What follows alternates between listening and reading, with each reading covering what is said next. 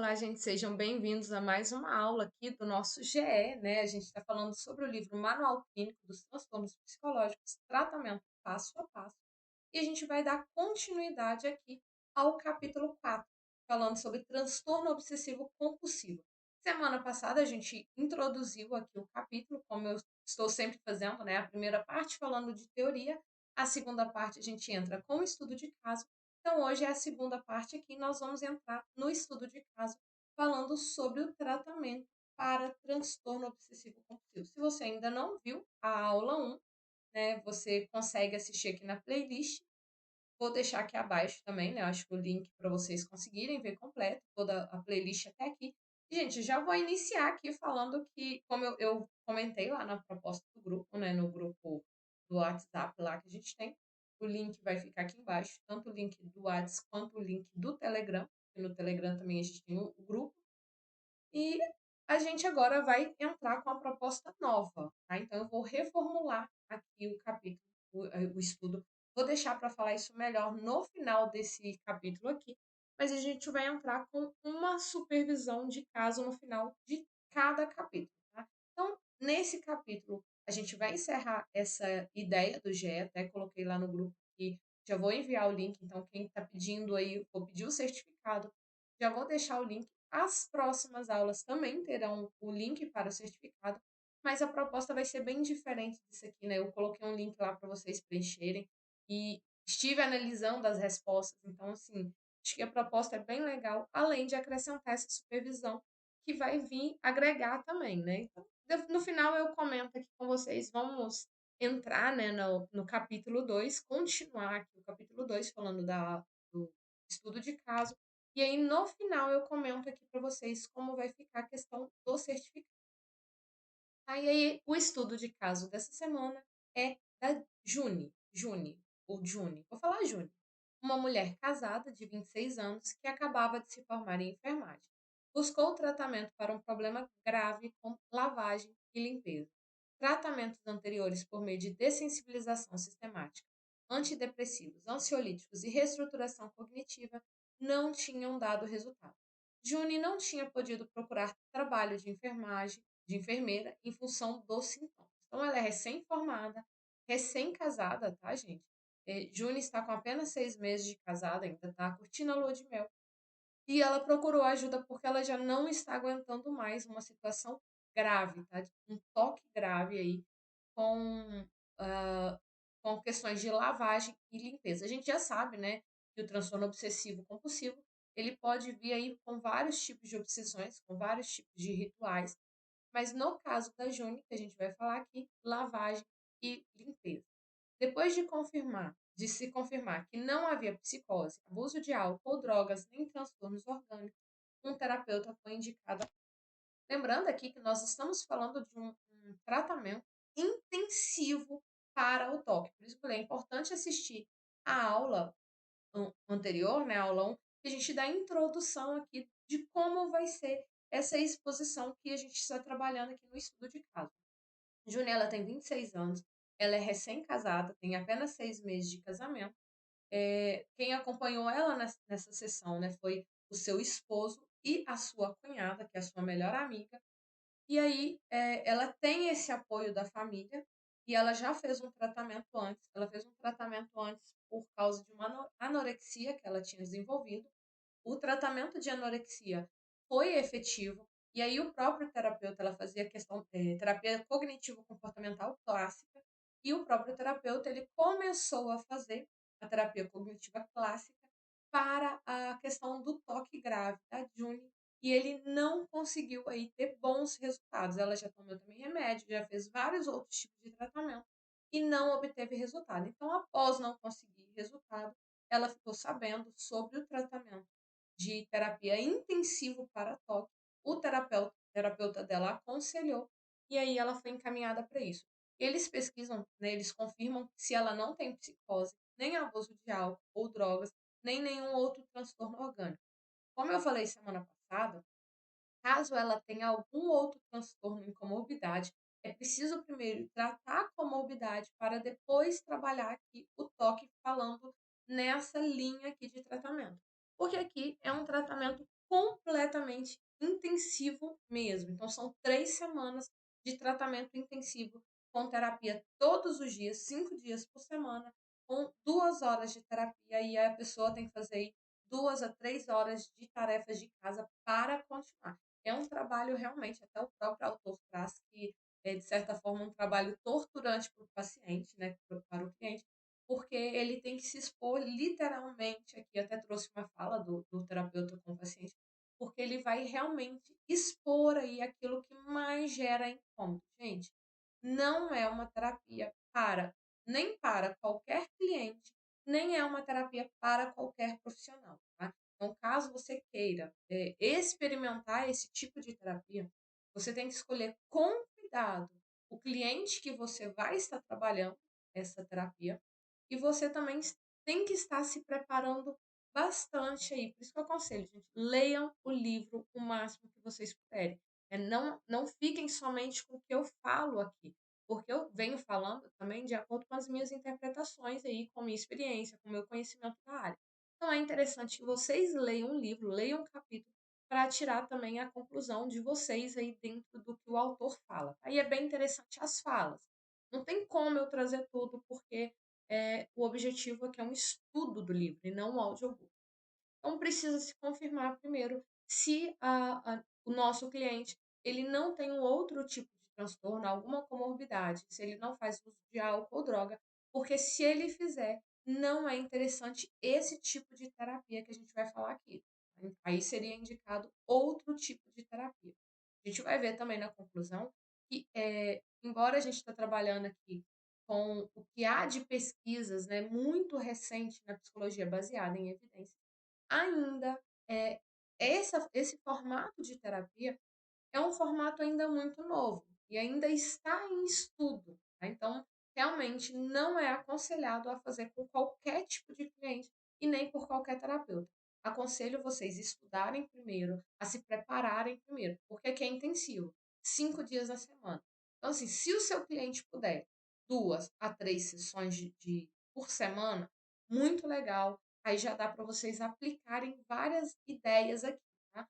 Mas se o cliente não tem como, aí a gente tem que ver e fazer os ajustes necessários. Então, primeiro, como eu já tinha dito, antes da terapia em si, tem a primeira fase do tratamento. A primeira fase do tratamento é quando começa a coletar as informações dos sintomas atuais. Então, ele começa a buscar as informações em relação ao conteúdo das obsessões, incluindo sinais internos e externos de medo, crenças sobre as consequências, informações sobre padrões de evitação passivos e todos os tipos de rituais. Como os rituais são os sintomas mais concretos, costumam ser conveniente começar a investigação descrevendo o seu comportamento. Então, aqui, o terapeuta ele começa realmente a investigar, tá? Todas as informações, a pesquisar. A primeira fase, gente, perdão, a primeira fase foi o diagnóstico, tá? Essa aqui já seria a segunda, que é quando ele já tem o contato com o cliente para começar a coletar informações. Então, ele vai começar a fazer um uma investigação, um estudo de caso mesmo, né. Não é exatamente uma anamnese, antes daqui o acredito eu, ele já fez uma anamnese para saber todas as questões da June, né, inclusive foi feito acredito que tenha sido feito isso já na primeira parte do processo terapêutico, que é quando faz ali o diagnóstico com ela, eu acredito que naquele ponto ali eles já começam também a fazer toda a anamnese. Aqui ele começa a fazer uma anamnese detalhada, mas dentro do conteúdo do toque do cliente, tá? Dentro do conteúdo obsessivo compulsivo do cliente. Então ele precisa saber todas as compulsões, né, todos os rituais e o porquê aquilo ali, qual é a obsessão que leva ele a ter aquele comportamento compulsivo. Um terapeuta ele levanta informações básicas sobre os rituais mais intensos, que é tomar banho demorado, ela toma banho de 45 minutos, 2 vezes por dia, e alguns dias ela toma 3 banhos. Então ela toma banho tanto pela manhã quanto banho pela noite e lava a mão cerca de 20 vezes ao dia. Cada vez que ela lava a mão, ela demora 5 minutos. O banho é assim que ela acorda, que ela toma banho, e à noite, antes de deitar. ela quer ter certeza que o quarto dela é um ambiente, esterilizado. Então o terapeuta ele até pergunta isso para ela, né, como que é o ritual do banho? Como ela faz? Se ela vai para o banheiro de pijama ou sem pijama? E aí ela já fala que ela tira o pijama antes e não vai de pijama, porque o pijama tem que estar limpo quando ela for deitar à noite para dormir. Então, ela retira o pijama, o chinelo. Ela explica também como coloca o chinelo para que o pé dela não toque o chão do banheiro ali, para após o banho, para não sujar os pés, para não levar sujeira. A toalha também, ela explica que é uma toalha nova. Então, todo o ritual, o terapeuta ele precisa estar investigando. Como June parecia não ter muitos tipos de rituais, o terapeuta voltou-se ao conteúdo obsessivo, que é a preocupação com fezes de cachorro. Então ele pergunta o ritual, mas o ritual dela é focado, né, voltado mais para o banho e lavar a mão. Embora ela tenha vários rituais para isso, né, é somente isso. Aqui, por que somente isso? Porque tem pessoas que é ritual para tomar banho, ritual para lavar a mão, é ritual para sair de casa, é ritual para mexer na cozinha, é ritual para conferir a porta, um ritual para entrar dentro do carro. E ela não. No caso dela, embora é um toque grave, o ritual dela é o banho e lavar as mãos. E aí ela tem jeito também para lavar as mãos, tá? Eh, Tem onde ela lava a mão, tem o sabonete, tem todas as regrinhas dela para ela fazer essa higiene. Tem todo um ritual envolvido nesse comportamento dela. Mas, como eu disse, o comportamento, o ritual é somente em relação a isso. E aí ele volta para as obsessões, que é preocupação com fezes de cachorro. Ela fala que quando ela entra no carro, ela tem uma preocupação muito grande do vestido, da barra do vestido dela sujar. E aí ela usa álcool em gel para desinfetar todo o banco do carro, porque ela tem medo do sapato dela ou do vestido tocar ali o banco do carro e isso contaminar ela aí com fezes de cachorro. E aí o terapeuta até pergunta, né, as chances disso, ele está sempre perguntando se isso é provável, se não é provável, né, nessa sessão específica, na primeira sessão ela está com o vestido abaixo do joelho, então não é um vestido longo, então não é provável que ela vá encostar a barra do vestido no cocô de cachorro, nem no chinelo, mas mesmo assim ela ainda se preocupa com entrar na sala do terapeuta e a sala do terapeuta ter germes de cocô, porque na verdade ele vai questionando o porquê fezes de cachorro, e aí ela vai explicando que não é exatamente as fezes, né, mas os germes que estão por trás das fezes. E aí, outra coisa interessante, ó, as dúvidas em relação à segurança costumam levar a pedidos de reasseguramento ou a rituais. Reassegurar June de que seu vestido provavelmente não estaria sujo teria sido antiterapêutico, porque perpetuaria os temores neuróticos. Então, o terapeuta podia virar para ela e simplesmente falar: "Olha, mas seu vestido não está sujo. Confirma aqui, é impossível não sujar o seu vestido de cocô." Porém, se o terapeuta fizesse isso, ele não estaria sendo terapêutico e ia estar aumentando o temor, porque ela sabe em si que o vestido não está sujo. Ela sabe que as chances disso acontecer são mínimas. Porém, se você fizer isso, você acaba desvalorizando o sentimento dos nossos clientes. E não é isso que a gente quer fazer. A gente quer acolher os nossos clientes ali e respeitar aquilo que o nosso cliente traz em terapia. As preocupações de June com o cocô de cachorro e germes de banheiro sugerem que sua estrutura de medo inclui preocupação em relação a doenças potenciais. O terapeuta questionou para melhor entender a natureza das consequências que ela temia a partir da contaminação. Então, ele começa a perceber que, na verdade, ela está preocupada com os germes, né? Que ela fala também a questão do banheiro. Ela tem uma preocupação porque o banheiro também pode estar sujo de cocô. E a preocupação em si, como eu disse, não é o cocô, são os germes. E aí o terapeuta vai questionando. E eles chegam à ideia principal dela, que ela tem medo de que ela adoeça, ou que o esposo dela adoeça, ou que outra pessoa adoeça e a responsabilidade seja dela. É muito interessante a gente estar investigando isso, porque num contexto geral, a preocupação de June em si é com que as pessoas morram ou as pessoas adoeçam e essa culpa seja dela. Então, a preocupação não é o cocô do cachorro, a preocupação não é ter que tomar banho, a preocupação não é ter que lavar as mãos, mas a preocupação é: se a minha mão estiver contaminada, o meu marido pode morrer, se meu marido morrer, a culpa é minha. Olha só que interessante, que profundo é isso. Porém, a gente só vai conseguir chegar nisso investigando e fazendo vários questionamentos aqui com o nosso cliente. Para isso, gente, a gente precisa ter uma boa aliança terapêutica com o nosso cliente, porque a gente vai questionar muito e a gente tem que tomar o cuidado para não virar um interrogatório com o nosso cliente. Tá? Não pode se tornar interrogatório, tem que ser algo bem, uma conversa que vai rendendo com o seu cliente, seja uma conversa objetiva que vai rendendo e ele vai te trazendo informações realmente importantes acerca da situação em si. Os pacientes que têm medo do que pode acontecer se eles não cumprirem seus rituais, geralmente são incapazes de identificar uma consequência temida específica. Então, eles têm medo. Só que geralmente eles não conseguem identificar a consequência. Quando o terapeuta pergunta a Juni, né, por que o medo dos germes? E aí ela custa a chegar no ponto de que é medo de uma doença. E quando o terapeuta pergunta a respeito de que doença, como assim ele adoecer, ela não consegue também verbalizar isso, tá? Ela não consegue contar. Então, isso é muito comum. As pessoas que têm toque, elas têm medo de consequências determinadas, elas têm medo.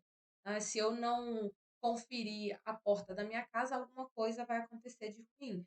Se eu não conferir, se eu não desligar o fogo e o fogo estiver aceso, alguma consequência muito ruim vai acontecer.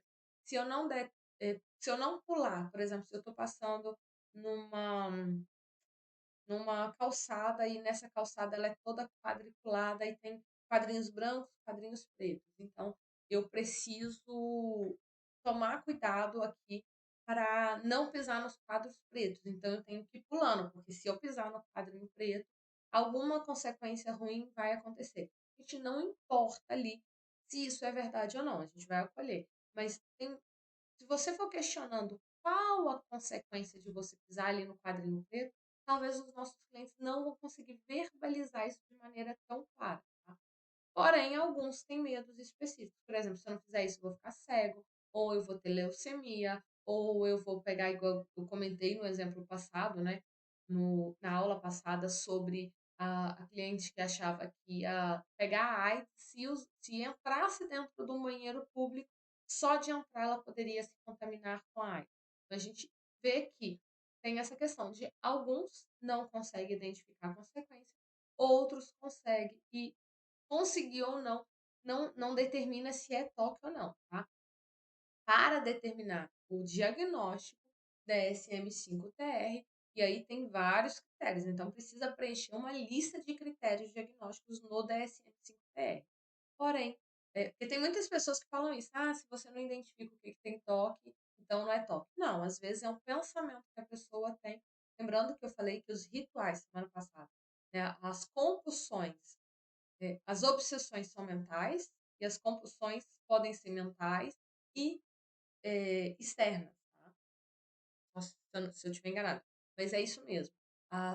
As obsessões são basicamente mentais, porque o objetivo dela, o medo dela, tá tudo na obsessão, é mental. E obsessão compulsiva, não trava a língua para mim, a questão da compulsão, a compulsão ela pode ser tanto mental quanto pode ser realmente física ali, externa. Por que mental? Se eu não puder lavar a minha mão, se eu não puder contar alto até 7, eu me imagino contando, tá? Se eu não puder sair pela direita, então eu imagino que eu estou fazendo todo o processo ali de maneira mental. Então a pessoa pode fazer o ritual dentro da própria imaginação. E aí aqui o terapeuta ele teve que pode optar por completar o questionamento sobre sinais externos de ameaça ou realizar investigações sobre consequências temidas e a crença de que esse dano tem realmente probabilidade de ocorrer. Nesse caso, foi feita a segunda opção. Então, o terapeuta ele pode completar um questionamento sobre os sinais externos, como o Juni, no caso. Ela não tinha muitos sinais externos, né, de ameaça, porque era mais a questão da sujeira.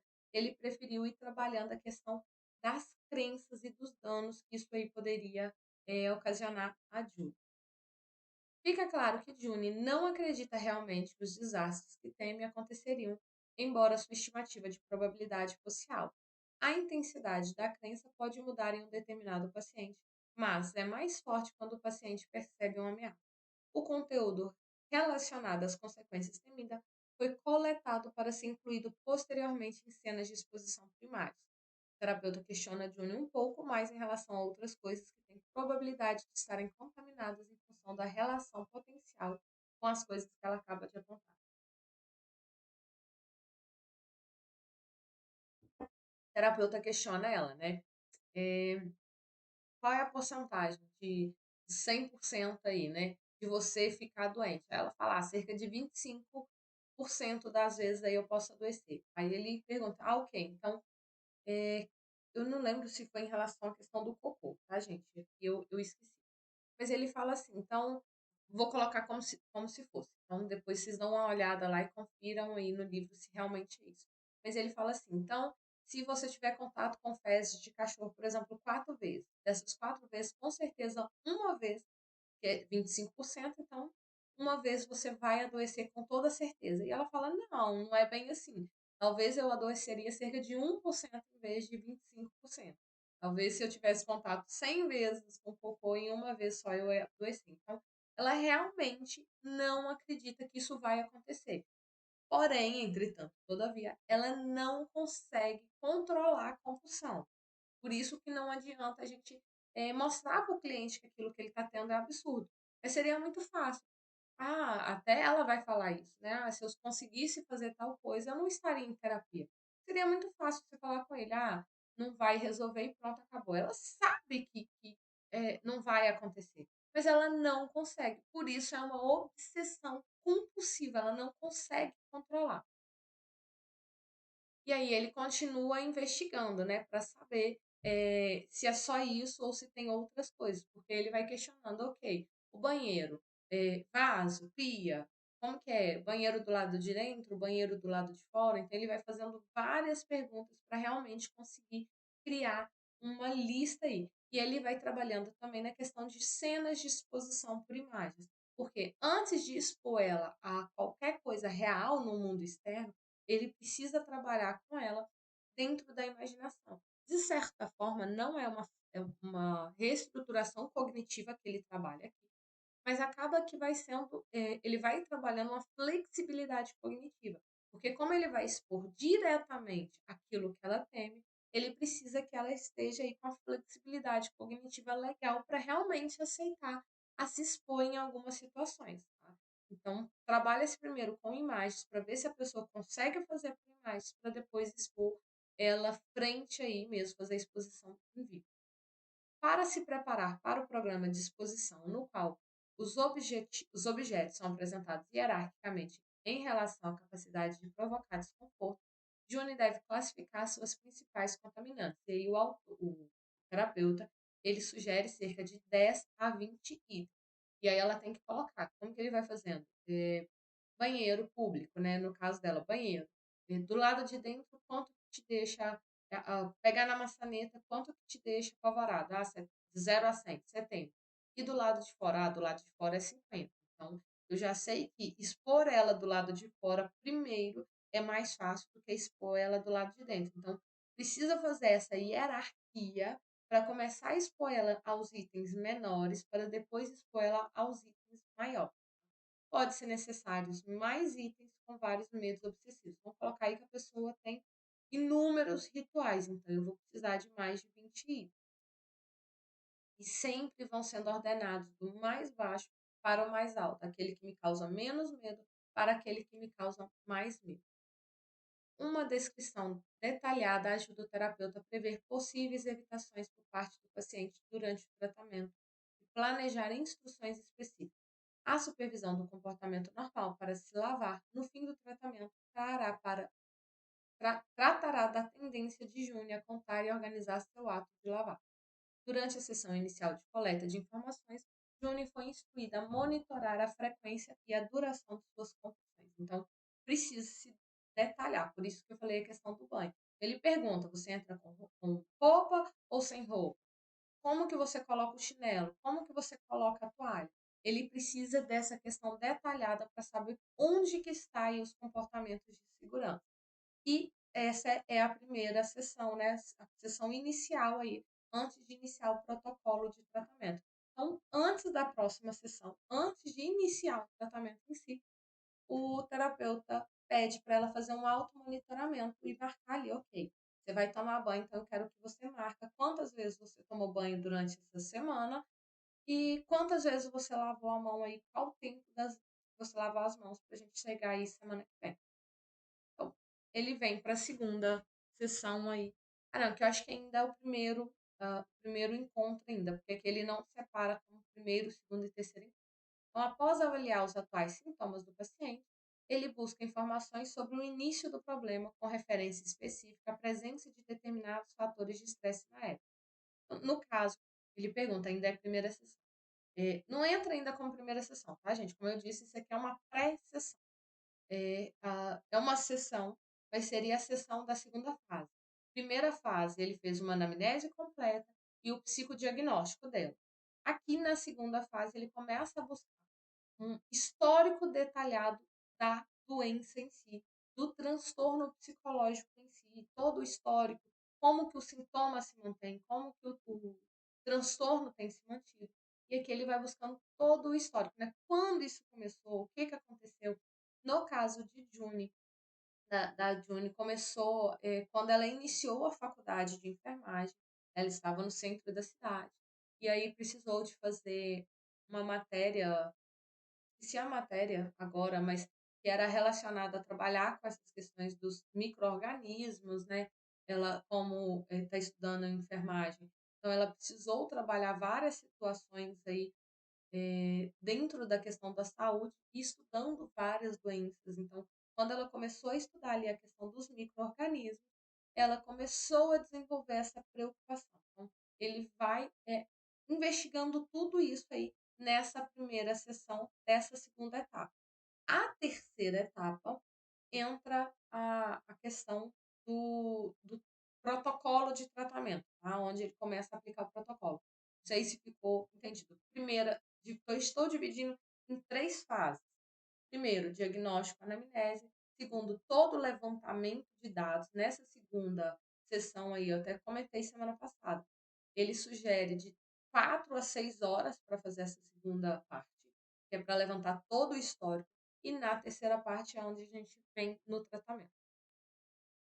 A história de June só era incomum no início, relativamente recente dos seus sintomas, porque a maioria dos pacientes, quando começam a procurar tratamento para toque, eles já estão sofrendo aí cerca de 6, 8 anos com o toque.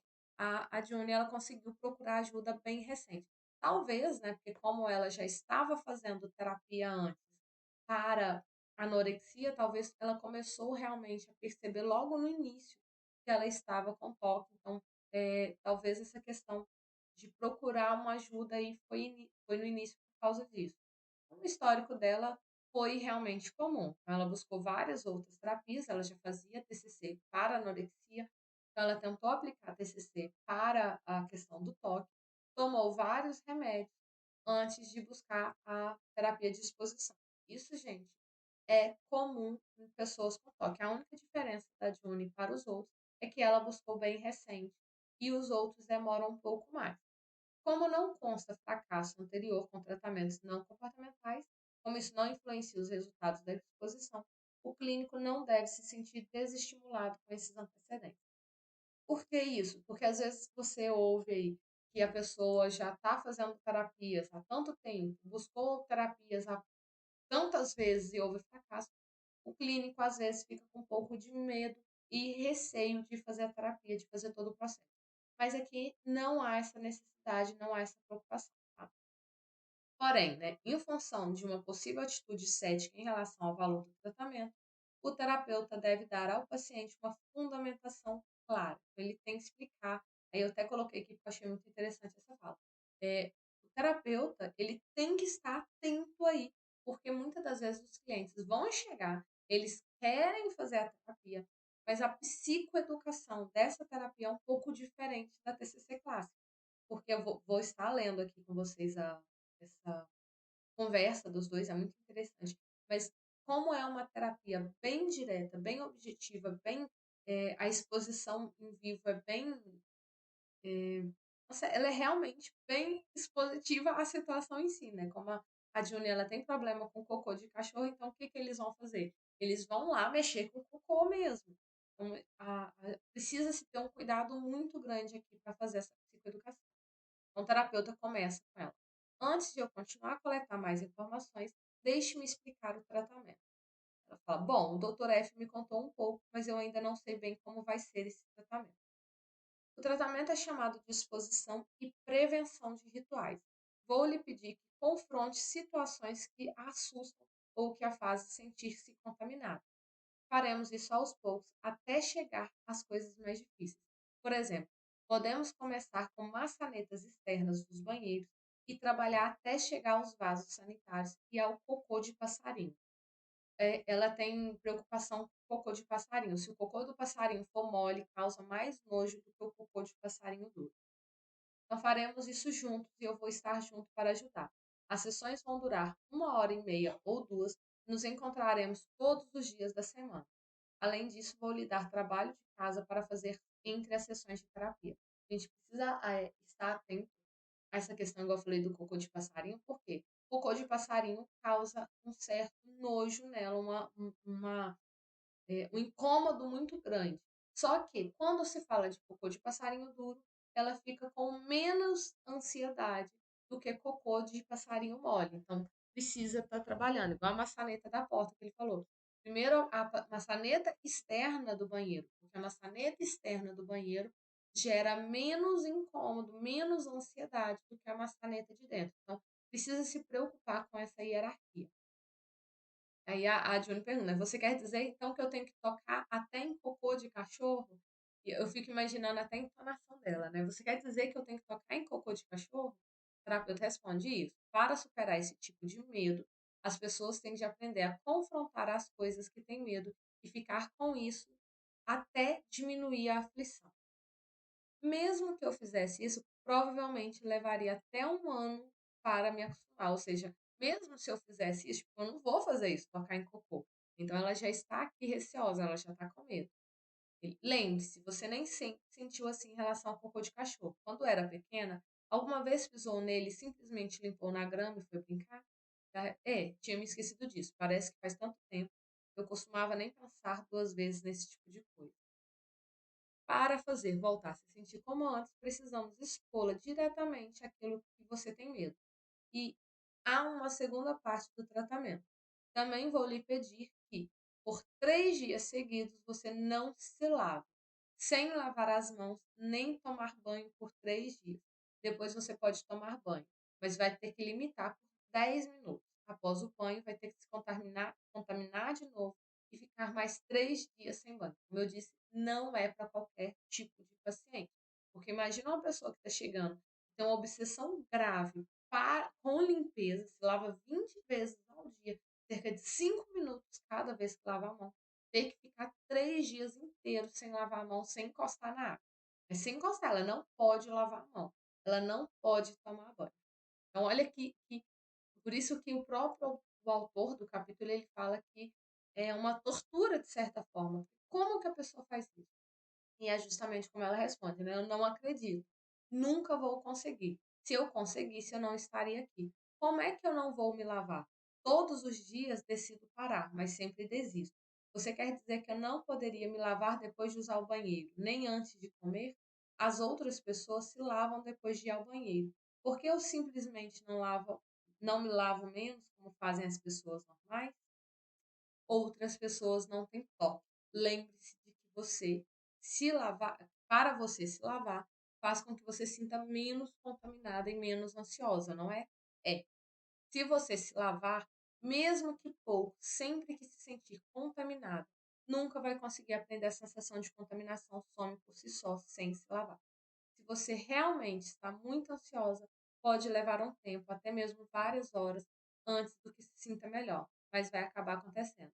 Por outro lado, se você se lavar, mesmo que um pouco, de tantas em tantas horas, isso reforça a ideia de que tem que se lavar para se sentir melhor. Então, o que o terapeuta está fazendo aqui? ele está diminuindo o comportamento de segurança, porque ela sabe que quando ela lava, tira a sujeira. E aí, se eu estou ansiosa porque eu estou suja, é só eu lavar minha mão e pronto, a sujeira está indo embora. Simples assim. Só que como a gente está falando de um comportamento obsessivo compulsivo grave, né, ela vai continuar tendo esse ritual de eu me lavo e ok, eu tô limpa. Só eu me lavar. Só que quando ela terminar de se lavar, ela vai continuar com aquela sensação do: será que eu lavei o suficiente? Será que eu lavei direito? Então ele quer que ela se acostume com a ansiedade. Por quê? Gente, sentir ansiedade é normal e faz parte da vida sentir ansiedade. É impossível viver sem ansiedade. Então é isso que o terapeuta ele quer apresentar aqui para a Juni, né? Que ela consiga aprender que vai ter momentos na vida em que ela não vai poder fazer isso. Ela vai ter momentos que ela vai sair e ela não vai poder simplesmente lavar a mão, ela não vai poder simplesmente tomar banho. E se ela não conseguir eliminar esse comportamento de segurança, o que vai acontecer? Ela vai começar a evitar sair. Porque se eu for num casamento e eu me sujar, como que eu vou tomar um banho? Então eu prefiro não ir no casamento. Eu prefiro não ir numa festa de aniversário. Então começa a se transformar em outros tipos de situações. Por isso que o terapeuta ele sugere que ela se é, é, acostume com um nível alto de ansiedade. Então, por que 3 dias? Ah, continuou questionando, né? Não posso tomar banho nenhuma vez por dia, como as outras pessoas, pela mesma razão. Você ainda sentiria alívio, mesmo que esperasse 24 horas entre cada vez. E isso reforçaria sua crença de que tem que se descontaminar se lavando. Você tem que aprender a usar água e sabão para se sentir limpa e renovada, mas não para se descontaminar. Então, olha como que ele está tentando desassociar. Banho é para se limpar. Eu estou suja, eu posso tomar banho. Mas eu não vou tomar banho para tirar a doença de mim, porque a intenção dela é tirar a doença. Então, quando eu tomo banho, a doença sai aqui pelo ralo. Tá? Então, olha a diferença do peso em que, com o transtorno obsessivo compulsivo, ela coloca e sem o transtorno, não. Ah, mas se eu tomar banho uma vez por dia, ok, eu tô suja, mas amanhã eu vou me descontaminar e tá tudo bem. Então, é isso que o terapeuta quer ensinar para ela. Acho que eu entendo. Sei que tomo banho agora para tirar do meu corpo as coisas que me assustam. Eu tomava banho só para limpar o suor e a sujeira, e era muito bom. Mas ainda não sei se eu aguento ficar sem me lavar. O tratamento é muito exigente. Antes de começarmos o programa de tratamento, você vai ter que se comprometer consigo mesma que, ainda se sinta muito desconfortável, às vezes incomodada, não vai se lavar. Vou tentar ajudá-la o máximo que eu puder, planejando o tratamento de forma que você saiba o que esperar todos os dias, lhe dando apoio sempre que precisar. Alguém vai ter que ficar disponível para te ajudar a supervisionar. Entre as sessões, você pode me ligar aqui ou para minha casa se surgir problema. Sei que o tratamento não vai ser fácil, mas tenho certeza que você vai conseguir. Então, ele sugere isso para ela, né? Você tem que se comprometer antes. Então, ele faz 2 sessões com ela, essa e a segunda. Então, hoje eu estou te explicando, estou pegando todas as informações, estou te explicando como vai funcionar.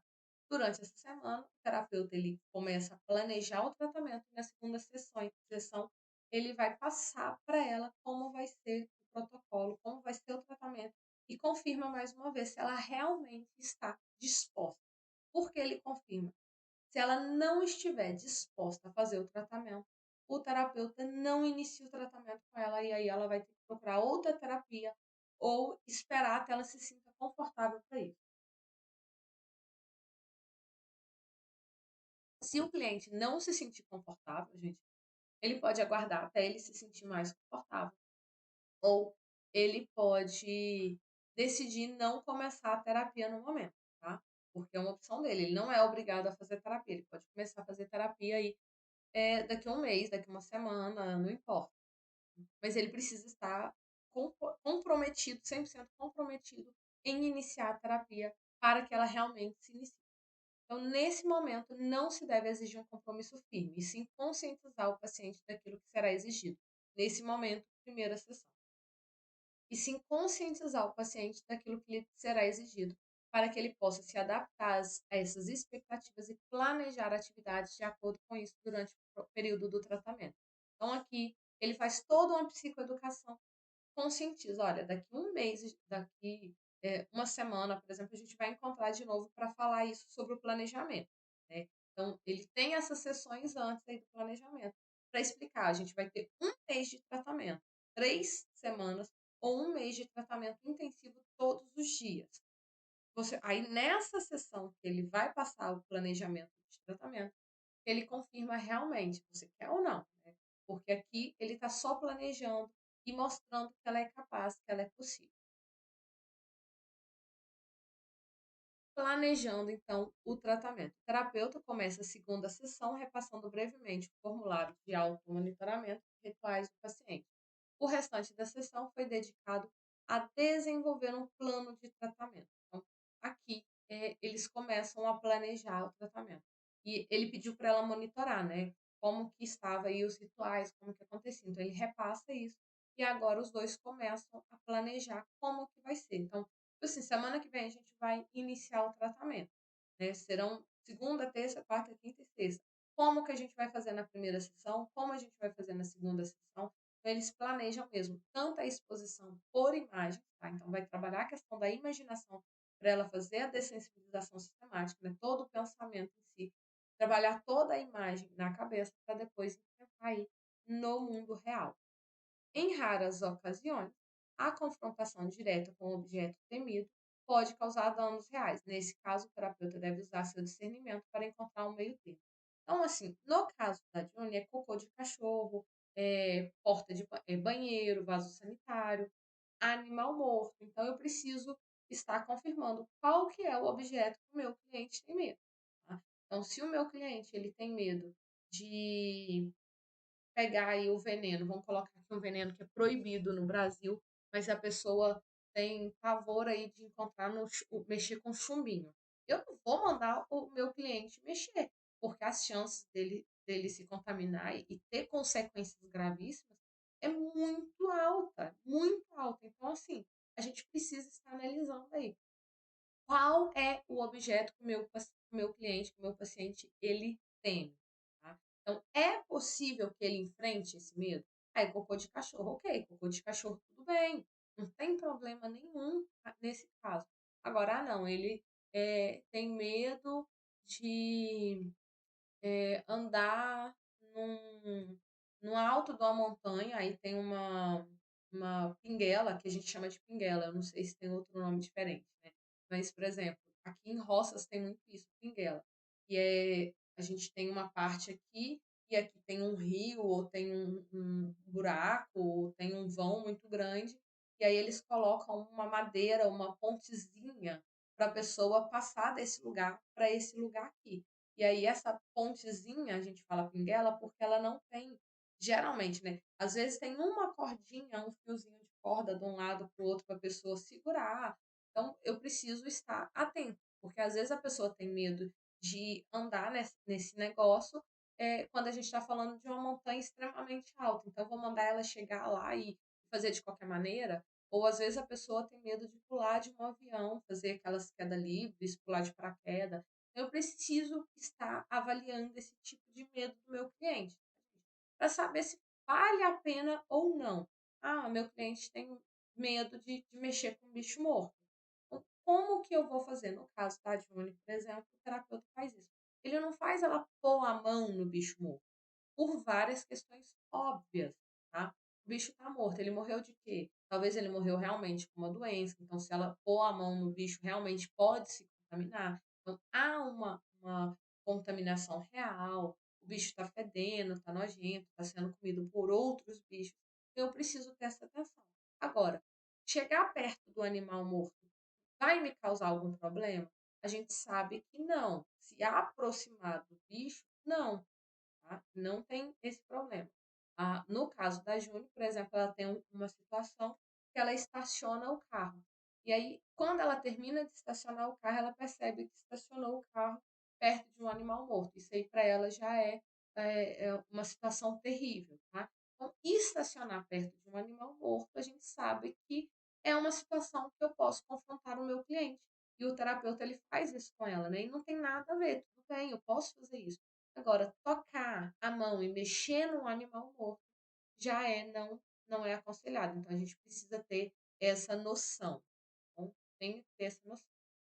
Ok, passou essa segunda fase do tratamento, agora a gente entra na terceira fase, que é o tratamento em si. E aí a gente sabe que o tratamento aqui no caso são 15 sessões. Então, June teve essas 15 sessões de tratamento todos os dias da semana por 3 semanas seguidas, tá? Por 3 semanas seguidas. Na quarta semana, o terapeuta visita ela em casa 2 vezes durante 4 horas. Então, o tratamento durou um mês. 15 sessões seguidas, encontro no consultório, e não é só no consultório, tá? O terapeuta precisa sair com ela e ir até lugares que tem o medo dela para enfrentar. Na quarta semana, ele vai na casa dela. Porém, gente, o tratamento ele não termina aqui.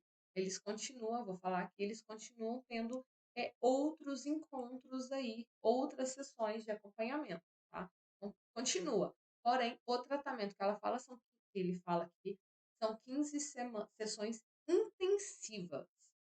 O tratamento precisa continuar após esse um mês. Eu falei isso semana passada e repito.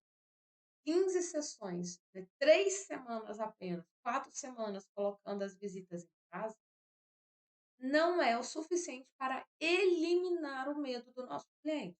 Não elimina, não cura, né? A gente não utiliza o termo cura, mas não vai curar, não vai eliminar a obsessão ali. O que nós estamos fazendo é habituando, criando aí um sistema de habituação ao nosso cliente à ansiedade que eles têm ali devido a essa situação, tá bom?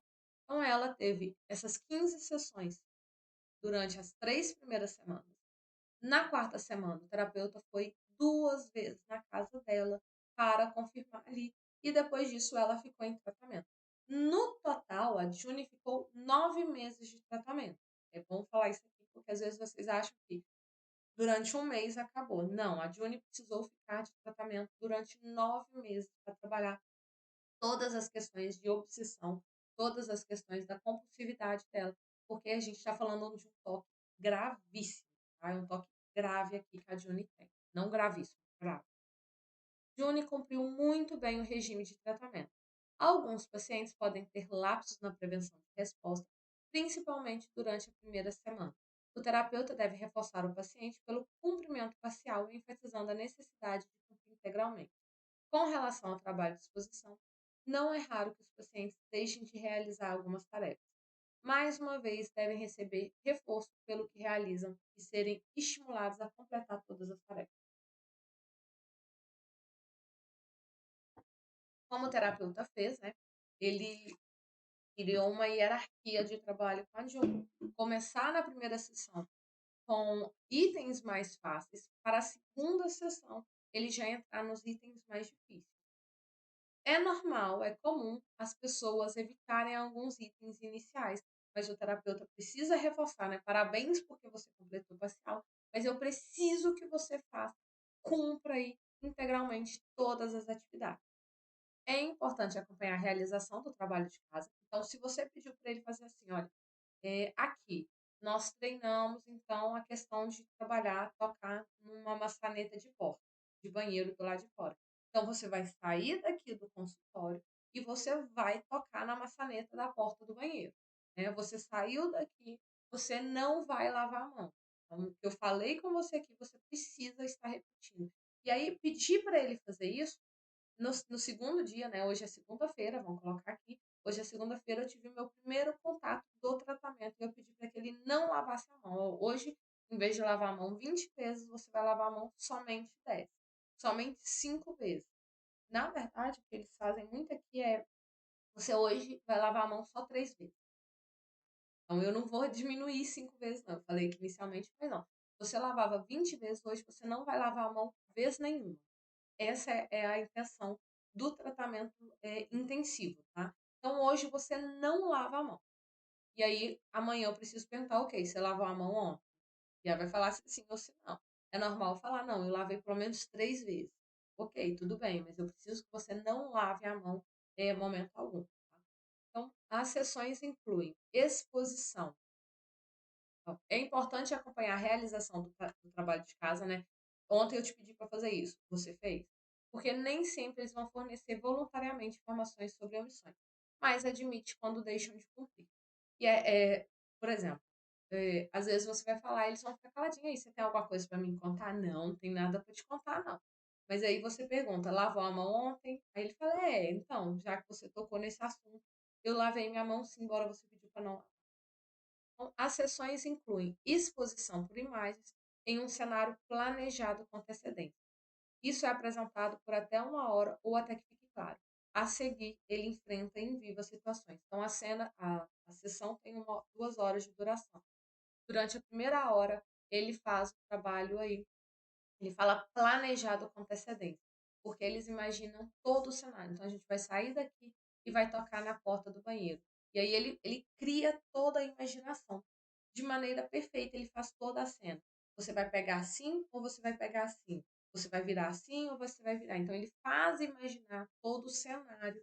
Aí, inclusive, tem a fala dele no livro mostrando para a Júnia a questão do bicho morto. Você vai passar no bicho morto, vai fazer assim, você vai olhar e você vai pôr a mão no bicho morto. Então, ele faz ela imaginar a cena o mais real possível. Claro que no caso, como eu disse, ele não pede para ela pôr a mão no bicho morto, porque na exposição em vivo a gente sabe que colocar a mão no bicho morto talvez não seja recomendado, não seja saudável. Mas o terapeuta ele pede para que a June coloque a mão ali na imaginação. Ó, agora está na hora, que eu falei do animal. Agora está na hora de fazer para valer. Eu procurei um animal morto ao lado da estrada ontem e encontrei um cerca de 1,5 km daqui. Acho que deveríamos ir até lá. Então, que maravilha! Você teve de encontrar um só para mim. Então, ela usou um pouco do humor, né, irônico aqui para falar com o terapeuta. Ele hoje é o nosso dia de sorte. Ele também usou aí um pouco da ironia, né, para falar aqui com ela. Você sabia que teríamos de encontrar um hoje, de qualquer forma, pelo menos esse está perto. Ela responde, ótimo. Então, é preciso de ter esse humor. E ele vem colocar isso para a gente, o autor, né? O humor é recomendado e pode ajudar muito se o paciente for capaz de responder a ele. Então, vou utilizar se for realmente necessário. Então, é, antes disso, o terapeuta fala: "Ah, e se a gente encontrar um bicho assim, assim, assim, o que que você acha de fazer isso, isso e isso?", passar, vamos colocar que você estaciona perto do animal e você tem que pôr a mão. Então ele cria todo o cenário. E aí no dia seguinte, né, que é a ideia, ele vira e fala: "Olha, hoje é a hora da gente chegar no bicho morto e você pôr a mão nele", né. Ela fala: "Ai, que maravilha, você encontrou um bichinho morto só pra mim", né. E aí ele leva na brincadeira para que ela responda na brincadeira. Por quê? O tratamento em si já é algo muito pesado para ela. Então esse humor, ele ajuda a quebrar um pouquinho desse sofrimento que ela vai fazer. E aí ele coloca aqui que eu acho muito interessante, é importante que o terapeuta ria com a paciente e não da paciente. Então a gente nunca vai rir da paciente, a gente ri com o nosso paciente, tá. Então piadinhas é humor, mas também eu não vou utilizar aquele humor igual ele foi aqui um pouco sarcástico, ele usou um pouco de ironia e tal. Na verdade, ele usou mais sarcasmo, né, não foi tão irônico. É preciso ponderar esse humor para que ele não seja ignorância, ele seja mais algo de uma brincadeira, que realmente seja, algo extrovertido para o cliente, para quebrar aquela tensão que ela tem de encontrar o bicho morto, tá? Então, o terapeuta pergunta sobre o nível de ansiedade dela a cada 10 minutos. Durou cerca de 45 minutos rodeando o caso. E aqui foi muito interessante. Ele estaciona até o carro, estaciona até perto do gato morto, e ele tem que rodear ali o gato morto com ela, tem que pisar perto, tem que pôr a mão no chão. Então, ele não pede para pôr a mão no gato, porque não sabe como que é a situação do gato. Mas ela precisa pegar um galho que está caído perto e uma pedra, se não me engano, um galho e uma pedra que está perto do animal morto. E ela precisa pegar e levar esse material junto com ela para contaminar o resto da casa.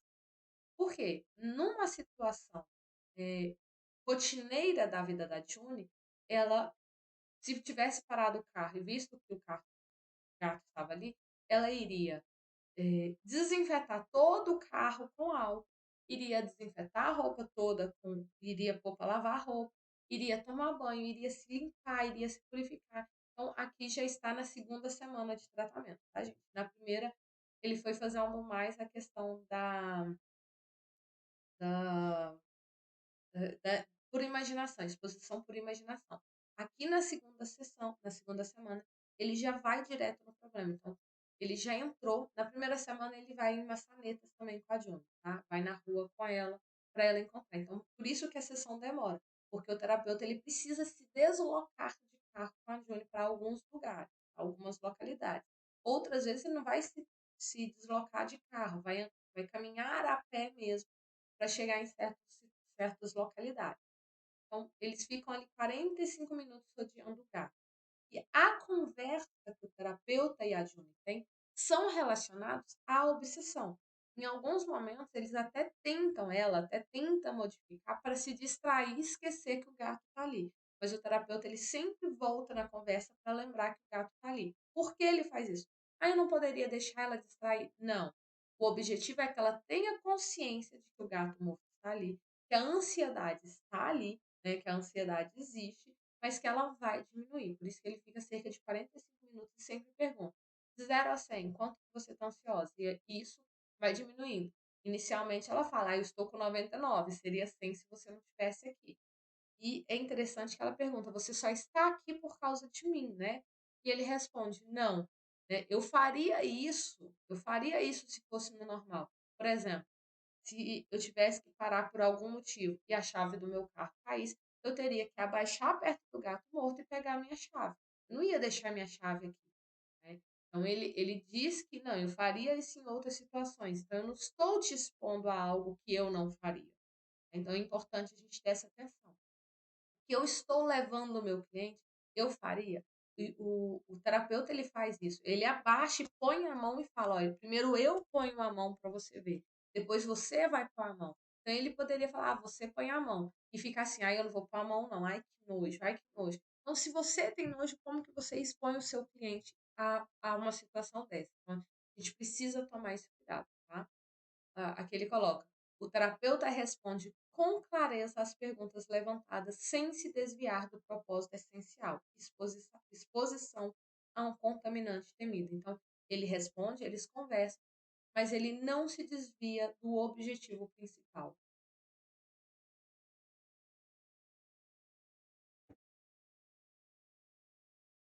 Depois de 10 a 15 sessões, né? 10 sessões dá 2 semanas, 15 está a 3 semanas. Espera-se que o nível de ansiedade informado pelo paciente diminua consideravelmente. Na 15ª sessão, né, que seria a última sessão de terapia intensiva da June, só lembrando, a June não fez só essas 15 sessões e as duas em casa, ela fez 9 meses de terapia.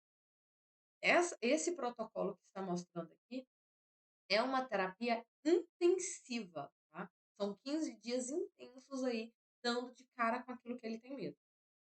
Na 15ª sessão, ela relata sentir um desconforto de 70, que é ainda alto, mas reduziu. Antes era 99, e ela reduziu a 70, que durava alguns minutos. Sua ansiedade mínima foi de 35, o nível de ansiedade médio 45. Em termos ideais, o nível mais alto não deve passar de 50, o da June foi 70, e deve ser abaixo de 20, o da June foi 35. Tá? Então, no caso dela, a gente percebe que a ansiedade ainda está bastante alta. Deveria ser 20, está quase o dobro. Então, precisa aí continuar nas sessões de segmento. Ah, mas e se tivesse 20? E se tivesse dentro do aceitável? Precisaria das sessões de segmento? Precisa, gente. Precisa das sessões de segmento. O que seriam as sessões de segmento? Uma sessão por semana, tá? Aí, em vez de todo dia, agora a gente passa para sessões semanais. Há essa necessidade de sessões de segmento. No caso da Juni, precisou de mais sessões de segmento. Então, precisou de 9 meses, aí, como eu disse. Em outros casos, poderia ser 2 meses, 3 meses, tá? Mas precisa. Para facilitar uma transição para um comportamento normal em termos de limpeza e lavagem, o terapeuta instituiu um regime de lavagem normal durante a terceira semana do tratamento. Então, lembre-se que eu falei, Antes a June não podia tomar banho. Na sessão 2, o terapeuta sugeriu que ela ficasse 3 dias sem tomar banho. A última vez que ela tomou banho foi no domingo, ficou segunda, terça e quarta, somente quarta à noite ela poderia tomar o banho de novo, mas 3 dias sem tomar banho. E são banhos, quando ela pudesse voltar a tomar banho, seria banho de 10 minutos. E o marido dela cronometrou isso para ela, tá? Então, o terapeuta ele faz a psicoeducação. Na primeira sessão, ele pergunta: tem alguém que te ajuda a monitorar? E ela diz: o meu marido e a minha cunhada, que é a minha melhor amiga. Então, precisa de uma pessoa para ajudar ela a monitorar. Tá? Então, o terapeuta também faz essa psicoeducação com o esposo dela e com a cunhada. E aí, quando ela vai tomar esse banho de 10 minutos, o esposo fica com 5 minutos ele avisa, com 7 minutos ele avisa, com 9 minutos ele avisa, com 10 minutos ele fala, acabou. E aí ela tem que desligar o chuveiro. Ela pode insistir se ela quiser? Se ela quiser, pode, mas o objetivo do tratamento é que ela obedeça o comando. Então, nesse caso, permitiu que ela tomasse um banho de 10 minutos e lavasse as mãos não mais que 5 vezes por 30 segundos, quando houvesse sujeira visível, quando eles estivessem pegajosos. Houve uma ocasião que ela precisou de lavar a mão e ela falou com o terapeuta que ela lavou a mão por 1 minuto e meio. Tá? Então, ele pediu 30 segundos e ela gastou 1 minuto e meio para lavar a mão. Aí. A exposição aos contaminantes durante a visita é conduzida da mesma maneira que aquelas que ocorrem durante as sessões.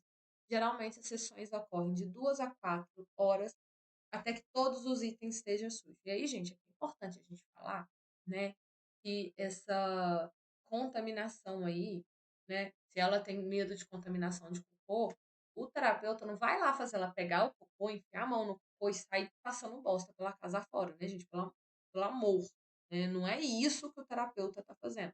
É mais ou menos a mesma ideia do gato morto. Quando ela tem medo de algo, ela tem receio de algo, o que que ele pede? Ele pede para que ela pise no cocô, para depois lavar o chinelo. Então ele não está pedindo para que ela vá lá e taque a mão no cocô.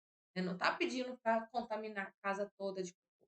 O medo dela é, se eu piso perto do gato morto, automaticamente eu estou toda contaminada de germes do gato morto. Então, se eu chegar na minha casa com esse sapato, o que que isso significa? O meu sapato está contaminado. Automaticamente, eu já estou contaminando todos os lugares que eu estou pisando. É isso que é a contaminação, isso que é os itens sujos. Ela, no gato morto, ela pegou uma pedra e um galho. Então, esse galho que está contaminado, esse galho que está sujo, por isso que eu coloquei em aspas, e os lugares que estão limpos, não significa que o lugar está literalmente limpo e que o outro está literalmente sujo de cocô, tá? Então, mas aquele, por exemplo, eh, às vezes ela vai num banheiro, eu falei isso semana passada de um banheiro de um restaurante, o banheiro acabou de ser limpo. Você entra no banheiro, o banheiro tá até cheirando de limpeza, mas tipo, a pessoa tá suja. Então, o que que a pessoa às vezes vai fazer? Pegar um papel e passar ali perto do vaso, na beirada do vaso, que você percebe que tá limpo. Então, ela não vai tacar o papel higiênico dentro do cocô, tá? Então, só para vocês terem uma ideia, porque às vezes alguém vai estar ouvindo, eh, tem gente que vai falar, ai, tá, mas é óbvio. Mas tem gente que não vai entender e vai achar que é o cocô literalmente, tá? Então não é que ela vai pegar, às vezes, um papel sujo e vai tacar o papel sujo pela casa fora, mas às vezes ela vai pegar um papel que teve contato ali próximo a um vaso sanitário, um papel que estava perto ali do gato morto, e aí ela vai estar esfregando nas coisas. A roupa que ela usou está contaminada na cabeça dela. Então, qual que é o objetivo? Eu tenho que tirar minha roupa e pôr para lavar? Não, eu não vou pôr para lavar. Eu vou pegar essa roupa que está suja e vou deixar em cima da minha cama. Ou eu vou pegar essa roupa e vou colocar dentro do guarda-roupa, onde vai automaticamente vai estar contaminando todas as outras roupas. Tá? Tô explicando, gente, porque embora para alguns isso seja algo bem óbvio, para outros isso não é tão óbvio assim. Tá? Acabou-se as 3 semanas, o terapeuta foi na casa da June e fez ali 2 sessões com ela de 2 a 4 horas, tá. Viu como que estava a ansiedade dela em casa, viu como que ela estava ansiosa, porque ela ainda tinha o medo de, ir no porão da casa dela, porque o porão da casa dela ainda era contaminado. Então foi se espalhando a contaminação ao redor da casa para isso gerar, uma habituação da ansiedade, tá, pra ela ver que não estava realmente contaminado em si, que não tinha perigo algum. Só que o terapeuta poderia chegar lá na primeira sessão e falar: "Ah, não está contaminado não". Pode fazer isso, porque o cliente ele já tem essa ideia de que aquilo não é tão bem assim que funciona, mas ele não consegue controlar. Por isso que ele está fazendo terapia, tá bom. Após terminar esse período, esse um mês, June continua fazendo sessões semanais por 3 meses, até que ela teve uma recaída depois de desenvolver uma nova obsessão. Por isso precisa das sessões de segmento, tá. Então ela foi melhorando, melhorando, melhorando, até que chegou um ponto em que ela teve uma recaída. Ela desenvolveu uma nova obsessão, ela ficou com medo de atropelar um pedestre.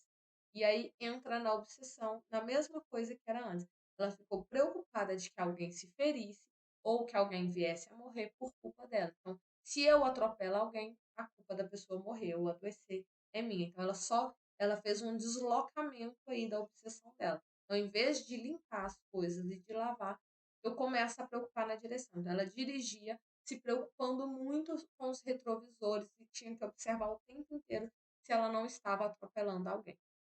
Entre essas obsessões relacionadas aos germes, somente a das fezes do cachorro voltava parcialmente. Os medos de banheiros públicos e de animais mortos permaneciam baixos. O terapeuta ele percebeu que ele não expôs tanto ela em questão às fezes do cachorro, tá? Ela até fala que na questão de eh, andar na grama, sentar na grama, ela preferiu não sentar na grama, né, o objetivo é que sente na grama. Ah, mas o cachorro pisou ali, pode estar sujo de cocô. Não é sentar em cima do cocô, mas é sentar na grama. Então, ela nem na grama ela sentava, porque ali, talvez, na verdade, ela nem na grama ela estava andando, porque ela tinha medo dali estar contaminado com fezes de cachorro. Então, eh, terapeuta percebeu que ele não deu tanta ênfase nisso como no outro. Então, ele precisou voltar aí a consultas 3 vezes por semana para treinar com ela, essa questão dessa contaminação, tá. Então, o que que o terapeuta fez?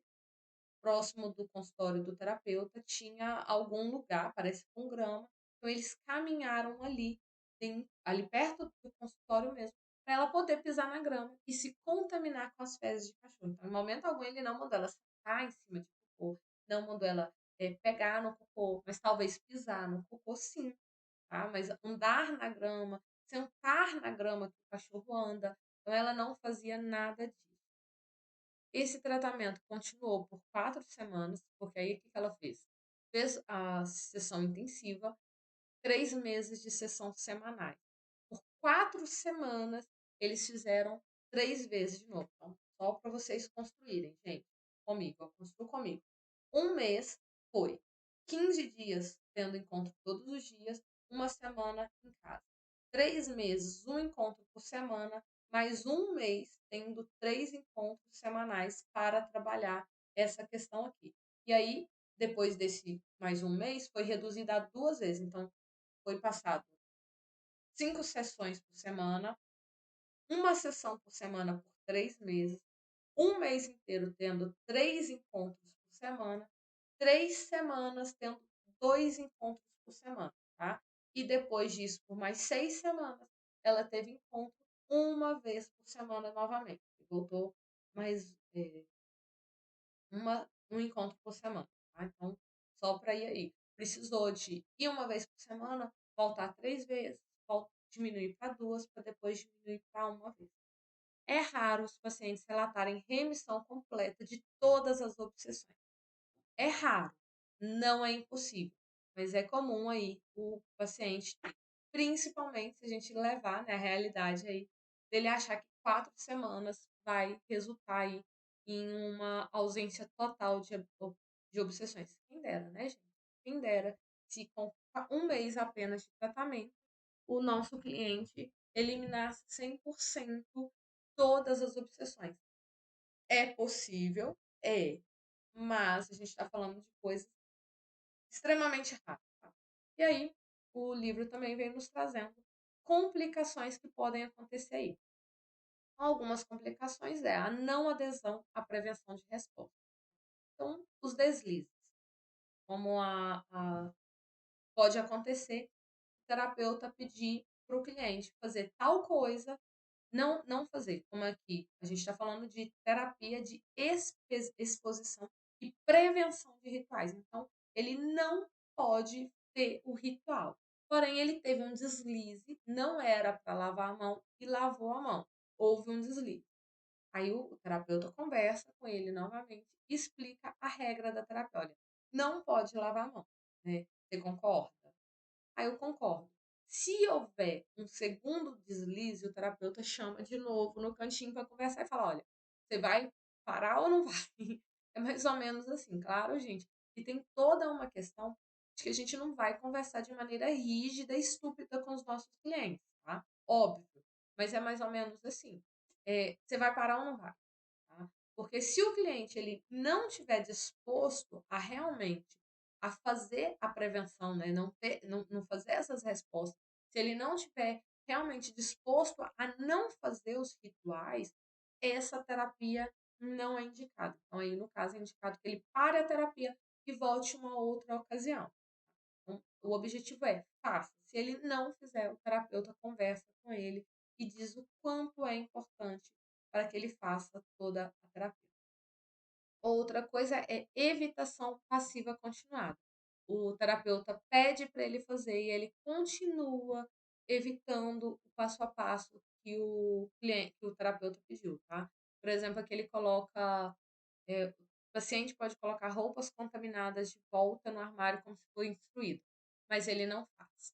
Eh, né, eu preciso, igual no caso da June, colocar as roupas sujas contaminando as redes. Aí o que que a pessoa faz? Vai lá e coloca numa sacola, porque essa roupa aqui tá suja, então eu vou pôr aqui em cima a roupa suja e aqui embaixo eu coloco a roupa limpa, de maneira que a roupa que tá suja não contamine a de baixo. Não, eu quero que mistura mesmo. Então, às vezes pode acontecer isso. Aqui uma sugestão é o terapeuta pedir para trazer tanto a roupa suja quanto a roupa limpa e aí dentro do consultório faz essa mistura de roupas aí, contamine as roupas. Tá? Outra questão é discussão. E essa discussão é o cliente discutir com a gente mesmo e falar, eu não vou fazer, eu não vou fazer, eu não vou fazer. Então a gente primeiro, o paciente ele deve concordar, a terapia é assim, assim, assim, né? Por isso que tem 2 a 3 sessões nessa segunda fase porque eu vou colher todas as informações na primeira sessão. Se for preciso, na segunda, eu confirmo de novo. E na segunda ou terceira sessão, eu já falo com ele. Né? Você está disposto, sim ou não? Você está comprometido, sim ou não? Eu preciso que o meu cliente esteja comprometido. Claro que se surgir uma nova obsessão, igual no caso da Juni, surgiu os pensamentos obsessivos em relação a dirigir, sobre atropelar ou não. Então, aí há uma discussão nova sobre como trabalhar isso, tá? Mas se foi discutido antes, a gente precisa deixar claro isso. Você quer trabalhar isso ou não? Né? Está disposto ou não? E aí não entrar nessa cilada de ficar brigando mesmo, batendo boca com o cliente. Porque às vezes o cliente vai bater boca. E a gente vai falar, olha, você concordou. Você não concorda mais em trabalhar assim? Não, eu não concordo. Ok, então, né? Beijo, benção, até mais. Aí a gente termina realmente a terapia com o nosso cliente, se ele não concordar mais. Outra coisa, sobrecarga emocional.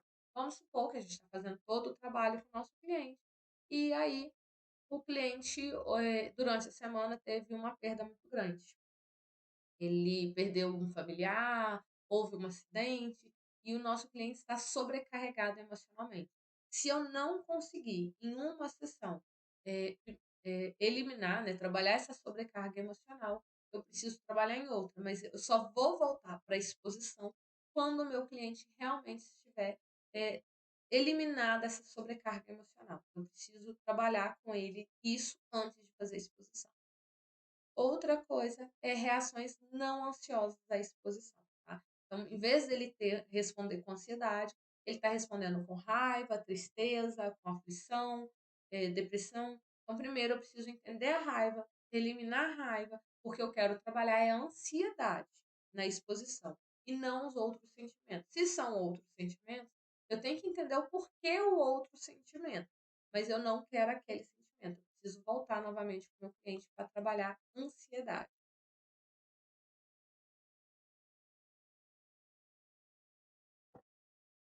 Outros problemas, rituais e medos emergentes. Então, além daquele que o meu cliente me trouxe inicialmente, ele pode ter outros rituais e medos que vão surgindo aí ao longo da terapia. O que que eu faço?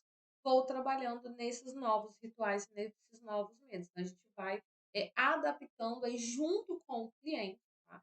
Por mais que é uma terapia de exposição intensiva mesmo com o cliente, o que que eu preciso fazer? Eu preciso conversar com ele, saber se ele está disposto a trabalhar essas novas situações também, porque a gente precisa eliminar todos os rituais aí que forem surgindo.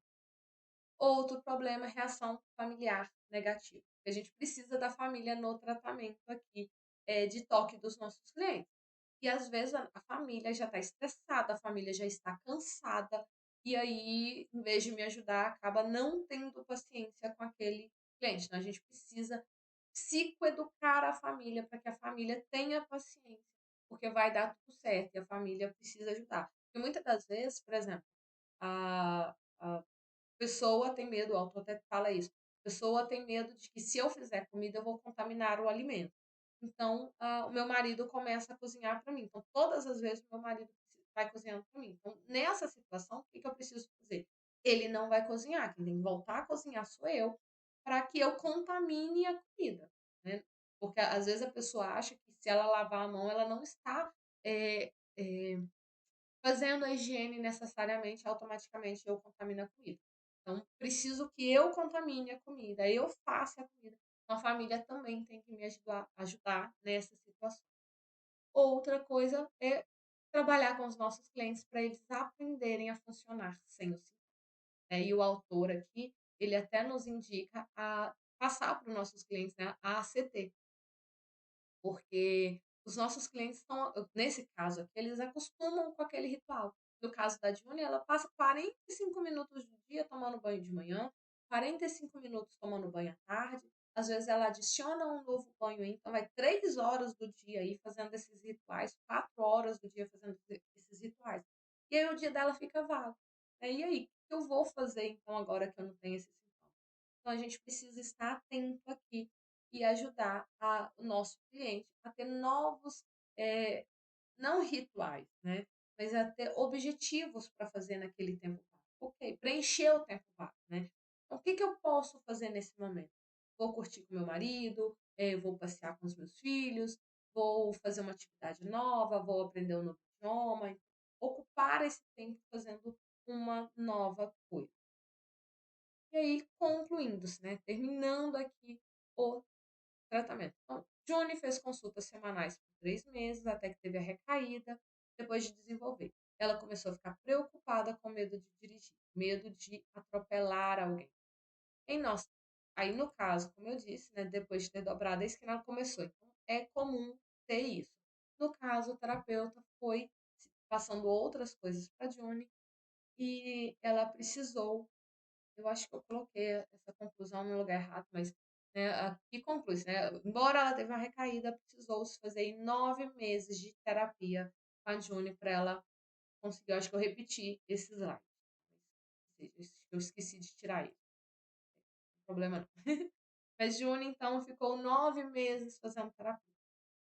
Em nossa prática clínica com adultos, somos guiados pela pesquisa empírica neste capítulo, tá? Então, quando nós estamos trabalhando com os nossos clientes, a gente precisa estar sendo guiado pela pesquisa empírica. Então, o que que funciona? Eu vou trabalhar com o meu cliente aquilo que funciona.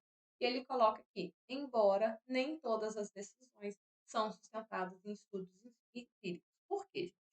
Vai ter situação que é você e o seu cliente. Então você precisa saber se aquilo ali vai funcionar com o seu cliente ou não. Então a gente precisa ter uma decisão clínica, né? O olhar clínico, a decisão de como a gente vai fazer aquilo ali.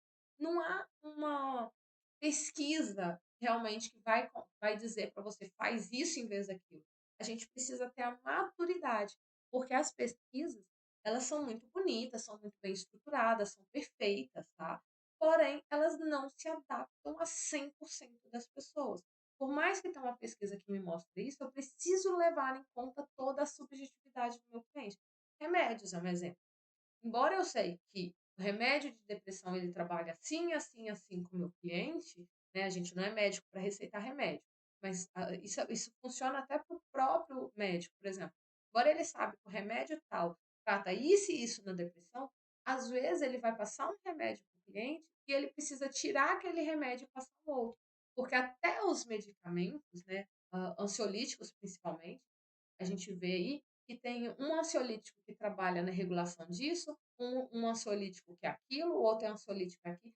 Cada um trabalha em uma, um hormônio, às vezes um neurotransmissor diferente no nosso cérebro, porque cada pessoa é única. Então, se eu estou trabalhando algo que é meio óbvio, né? Esse ansiolítico é, eu trabalho esse ansiolítico aqui e ele é um inibidor de serotonina. Serotonina, eu ia falar sertralina, um inibidor de serotonina.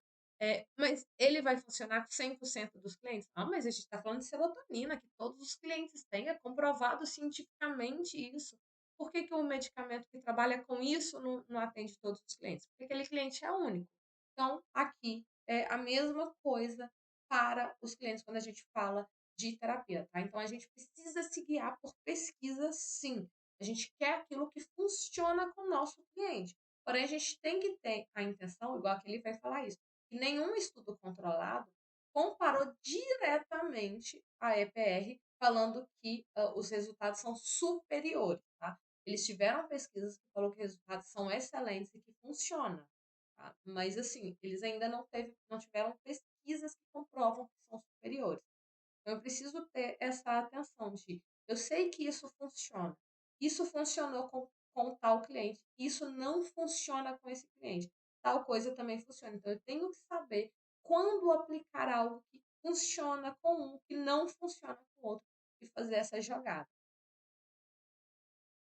Pesquisas futuras devem examinar. Tá? Aí, embora tem várias pesquisas já, eles deixam aberto aqui que pesquisas futuras precisam examinar se realmente precisa de sessão, duas, três ou cinco sessões semanais. Porque eles fazem aqui cinco sessões semanais. Porém, igual eu falei, né? Dentro da nossa lógica, dentro da minha lógica, eu vejo que a maioria dos clientes se dispõe a fazer duas sessões semanais. Três sessões semanais é muito raro da gente conseguir, tá? Consegue. Existe pessoas que fazem três sessões, mas é mais raro. Agora, cinco sessões semanais são quase, talvez exista. Eu não conheço o caso. Então, precisa-se pesquisa realmente ainda para dizer se precisa das cinco sessões semanais ou se fizer duas sessões semanais tem o mesmo resultado. Ainda não se sabe como que está aí. Outros ensaios clínicos sugerem que, embora os medicamentos antidepressivos para toque não interfiram na eficiência da TCC, o tratamento combinado, então, não é necessariamente mais eficaz do que somente a exposição. É, os medicamentos são bons, mas também não influenciam no resultado. Tá? Então, tratar com remédio ou não é, vai aí do olhar médico, tá? Porque não é o nosso olhar enquanto psicólogo. Se o cliente chegar para você e ele ainda não tomar medicamento, cabe a gente avaliar aí se há uma necessidade de encaminhar para o médico para fazer o uso do medicamento. Então, vamos ter essa atenção, esse olhar com cuidado, esse carinho para a gente saber se realmente a gente encaminha ou não. Tá? Eu, até hoje, nos casos que eu trabalhei com toque, eu encaminhei todos para fazer aí um acompanhamento com medicamentos que me vieram sem acompanhamento médico. Eu encaminhei, porque foram casos graves. Agora, em casos que são mais leves, você pode entrar aí num acordo com o seu cliente se há ou não a necessidade dele fazer o acompanhamento com o médico. Tá? Aí a questão de inserir o médico ou não, inserir o remédio ou não, vai pelo olhar do médico. E aqui ele vem falar também que a questão de uma pré-medicação ajuda a controlar, porque às vezes o cliente ele está com um transtorno obsessivo gravíssimo aí, então há necessidade de um medicamento para controlar algumas obsessões que o cliente está tendo. Estudos sugerem que pacientes com toque que melhoram muito imediatamente após a TCC têm mais probabilidade de melhorar os ganhos no segmento do que aqueles que têm eh, baixo, né? Por quê? Por isso que eles fazem essa terapia intensiva. Os estudos mostram que se a pessoa melhora rapidamente, é mais fácil ela manter esse ganho por muito mais tempo do que pessoas que melhoram de maneira mais lentamente. Então, os autores vêm sugerindo essa, esse tratamento intensivo, essa intensidade aqui para fazer, justamente porque as pesquisas mostram isso. Quanto mais rápido eu melhoro, mais esse resultado vai durar aí ao longo da vida. E outra coisa, reforço verbal. Então, sempre mostrar aí. Conseguiu fazer o tratamento? Parabéns. É isso aí. Muito legal. Parabéns. Né? Não conseguiu? Olha, ok, é isso aí, mas a gente vai continuar se esforçando e vai dar certo. Tá? Então, a continuação de algum contato com o profissional que fez o tratamento também pode trazer benefício. Aí aqui é as sessões de segmento.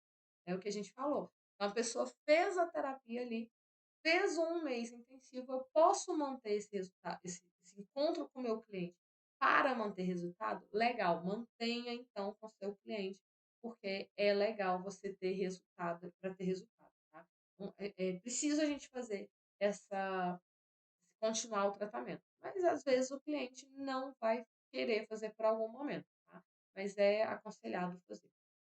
Também enfatizamos que a ocorrência ocasional de obsessões não deve ser causa de muito alarme, desde que os pacientes implementem a exposição. Então, houve uma exposição nova, houve uma obsessão nova, a gente não precisa nem alarmar nem os nossos clientes. É normal, é esperado, mas igual a Juni teve ali, é só fazendo, aplicando novamente né, as técnicas de exposição. No caso da Juni, ela sentiu em alguns momentos a ansiedade, mas ela se expunha, ela não deixava de fazer. Até conta um caso que em um momento ela foi jogar vôlei e ela não tinha como ficar de sapato, então ela precisou jogar descalço e pisar ali. Então ela teve um receio grande em ficar descalço, porque ela poderia se contaminar. E depois ela precisou ir para casa e pisar descalço na casa. Mas ela não deixou de fazer, embora ela ainda tinha esse medo, ela ficou ainda com um pouco da obsessão, né? Com medo de, e agora? Eu vou contaminar a minha casa de cocô, eu vou sujar a minha casa. Ela não deixou de jogar ali por causa desse medo. Tá? E aí, gente, a gente terminou aqui, né, esse capítulo. E aí eu vou falar um pouco aqui sobre a ideia que eu falei. Gente, a palavra da semana é exposição. Então, eu tive 8 aulas e 8 encontros e eu falei 8 palavras, tá? Então, vocês têm que trazer para mim seis, seis palavras-chave, pelo menos. Vou confirmar aqui agora. Se não me engano, são 6 palavras-chave. São 8,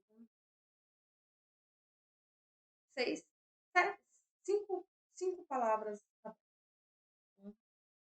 Vou colocar 8, 6 palavras mesmo. Então, eu tive 8 encontros eu falei a palavra-chave. Então, quem for pedir o certificado, eu vou dar aí o prazo de uns 15 dias aí para vocês estarem assistindo às aulas e pedindo a aula, tá? Falei palavra na primeira, falei na segunda, falei agora. Exposição, caso eu não tenha falado, que eu esqueci se eu falei, então, né, no caso, eu falar, acabei de falar a palavra-chave da semana. Então, 8 palavras-chave. Preciso que vocês me deem pelo menos 6 hoje, dia 30 de março. Então, vou deixar até o dia, vou confirmar aqui agora, vou deixar até o dia 23 de abril. Eu vou deixar o link lá para vocês pedirem o certificado gratuito. Vou deixar até o dia 20. Até o dia 20 e acabou, sem isso. São só 8 aulas, dá para vocês assistirem tranquilo aí essas aulas para pedir a palavra-chave. E aí, gente, como que eu falei? Eu vou refazer as aulas, né? Eu falei que eu vou modificar, não vou refazer, não, claro que não. A gente está aqui no quarto capítulo. O quarto capítulo foi entregue aí essas palavras, tá? Então, tá, 4 capítulos foi passado, 8 palavras-chave, e eu vou entregar o certificado parcial desses 4 capítulos, tá? E aí agora a gente vai mudar. Falta ainda 15 capítulos para a gente finalizar aqui o nosso livro, né? Então, mostrando novamente, esse é o livro que falta 15 capítulos para a gente finalizar ele. O próximo capítulo, gente, eu vou falar sobre, o próximo capítulo é o capítulo 5, que é transtorno de ansiedade generalizada, tá? E aí, como eu disse, eu vou mudar a estrutura. Eu tinha enviado um link lá e algumas pessoas preencheram para mim. E aí eu tive vários feedbacks muito legal falando a respeito do tema, né? Por exemplo, agora a gente tem 1 hora e meia que eu estou falando aqui, porque está ficando muito grande. Então eu vou diminuir as aulas, tá? As aulas não vão passar de uma aula, de 1 hora. Porém, próxima semana eu não vou dar a aula, então, na próxima quinta não vai ter. Vou postar somente daqui 15 dias, porque aí dá tempo para vocês assistirem aqui com calma, tá bom? Então, eu vou passar aqui, daqui 15 dias eu vou voltar. E aí eu já vou avisar lá no grupo. Dia 6 eu não vou fazer. Dia 13 a gente vai ter encontro. O certificado até o dia 20, ouçam a condição. Certificado até o dia 20. Dia 6 não vai ter a nossa aula aqui ao vivo, mas no dia 13 eu vou voltar aqui com a aula. E aí eu vou modificar, como eu falei, as aulas vão ser somente, no máximo, 1 hora, no máximo. Eu vou dividir o capítulo do livro, como eu falei, vou modificar todo o sistema. Vou modificar, em vez de fazer 2 aulas por capítulo, eu vou gastar 4, tá? Vou gastar 4 aulas, a gente vai demorar um pouquinho, mas vai ser diferente. As 3 primeiras aulas, primeira, segunda e a terceira aula, eu vou estar falando do livro. E aí, o nosso encontro vai ser na quinta-feira, às 19 horas. No quarto encontro, eu vou combinar direitinho, mas eu estou pensando em fazer, em vez de na quinta às 19 horas, fazer na sexta-feira, às 2 horas da tarde. Aí não vai ser aqui pelo YouTube, tá, gente? Não vai ficar aqui no YouTube. E eu não vou compartilhar o link dessa quarta aula aqui, por questões de que a nossa quarta aula do capítulo vai ser estudo de caso, vai ser uma supervisão de estudo de caso. Vou passar do livro 3 aulas, aí eu vou dar a introdução do diagnóstico, aí a gente vai pegar um pouco de base do DSM, vou falar da teoria que o livro apresenta e vou falar do estudo de caso que o livro apresenta. Então, 3 aulas para falar sobre isso. A quarta aula, eu vou estar sorteando no grupo um estudo de caso. Então, primeiro capítulo aqui, capítulo 5, é ansiedade generalizada. Então, quem aí está assistindo essas aulas e estiver atendendo um caso de ansiedade generalizada, vai estar entrando em contato comigo no privado, por enquanto, vai ser no privado. Depois eu vou estar mandando, não, antes, melhor, eu vou estar mandando um link lá no grupo, tá? Vou mandar um link lá no grupo e vocês vão preencher. Quem tiver um paciente com diagnóstico de ansiedade generalizada vai estar preenchendo esse link e vai estar apresentando brevemente o seu caso ali. E eu vou estar analisando, se caso aparecer, gente, né? Eu não sei se vai aparecer. E aí a gente vai fazer o nosso quarto encontro, vai ser essa supervisão. A supervisão vai ser no Google Meet. E somente quem estiver no Google Meet ao vivo, aí que vai conseguir assistir a supervisão, tá? Mas eu vou confirmar direitinho e vou passar. Então, cada capítulo vai gastar 4 aulas. 3 será do livro e uma nós vamos estender para uma supervisão clínica aí que vocês vão trazer para mim, tá? Então, vou deixar os links aqui, se você está chegando aqui e não me conhece, queira participar, vou deixar o link do grupo, tanto do WhatsApp quanto o link do Telegram aqui embaixo, tá? Os grupos vão ser completamente fechados para não ter conversa, né? Tem o grupo aberto, lá vai continuar existindo, mas para participar da supervisão tem que estar no grupo fechado, porque o link vai ser mandado somente nesse grupo fechado, tá bom? Então, gente, é isso. A gente finaliza aqui o quarto capítulo. Semana que vem não vamos ter o nosso encontro. Nosso encontro vai ser daqui 15 dias, no dia, ó, confirmando aqui, no dia 13 vai ser o nosso encontro. E aí a gente vai estar voltando aí falando sobre o capítulo 5, ansiedade generalizada, tá? E aí a gente volta lá no grupo agora, né? Finalizando essa aula, a gente volta no grupo. E a gente vai falar melhor sobre o que vocês acharam aí da proposta. E eu já vou estar passando o link do grupo fechado para vocês entrarem, para quem quiser participar das supervisões. Aí, gente, uma supervisão que vocês vão ganhar daquele capítulo, tá? Então, não é uma supervisão única, uma supervisão individualizada, vai ser uma supervisão geral, porque vocês vão ter um encontro para me passar todo o caso para a gente ver aí quais os ajustes precisam ser feitos dentro desse caso que vocês estão trabalhando. Tá bom? Manda as mensagens lá no nosso grupo do WhatsApp agora, ou lá no grupo do Telegram, que tem o grupo aberto, que tem o grupo aberto do WhatsApp para vocês participarem, mas os links serão enviados a partir de agora no grupo fechado. Então, quem não estiver no grupo fechado, pede lá no WhatsApp o link também, tá bom, gente? E até daqui 15 dias aí.